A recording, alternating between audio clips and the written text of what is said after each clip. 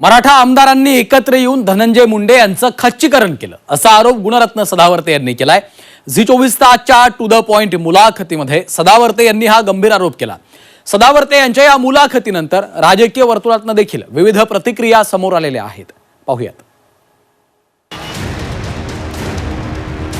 संतोष देशमुख हत्या प्रकरणावरून मंत्री धनंजय मुंडेंवर विरोधकांनी आरोपांची राळ उठवली। विरोधकांच्या आक्रमक भूमिकेनंतर मुंडेंना मंत्रिपदावरून पाय उतार व्हावं लागलं। मात्र गुणरत्न सदावर्ते यांनी पुन्हा एकदा धनंजय मुंडेंच्या समर्थनार्थ मैदानात चड्डू ठोकलाय। मराठा आमदार धनंजय मुंडेंचं खच्चीकरण करत असल्याचा गंभीर आणि थेट आरोप गुणरत्न सदावर्तेंनी केलाय। झी 24 तासच्या टू द पॉइंट मुलाखतीत सदावर्तेंनी हा आरोप केलाय। मला धनंजय मुंडेंचं तुम्ही प्रोटेक्शन करताना तुम्ही दिसतात, त्याच्या मागे तुमची काय भूमिका होती? मी माझ्या भटका असेल, भटका विमुक्त असेल, ओबीसीतला मायक्रो ओबीसी असेल, सगळ्यांसाठी माझं कर्तव्य आहे। मी अशा प्रकारे डॉमिनेट करू देणार नाही माझ्या माणसांना।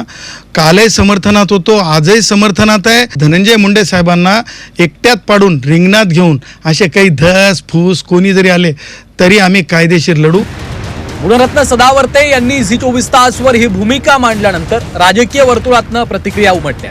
महाराष्ट्रात राजकारण करत असताना जातीपातीचं राजकारण होता कामा नये असं शिवसेनेचे नेते दीपक केसरकर यांनी म्हटलंय। महाराष्ट्रामध्ये राजकारण करत असताना जातीपातीचं राजकारण होता कामा नये।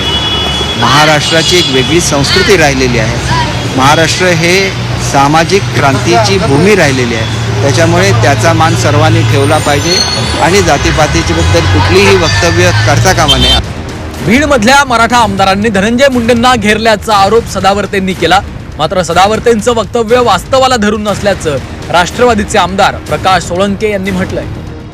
सदारत्न गुणवर्ते यांनी काही कारण नसताना किंवा संबंध नसताना मराठा आमदारावर गंभीर आरोप केलेले आहेत।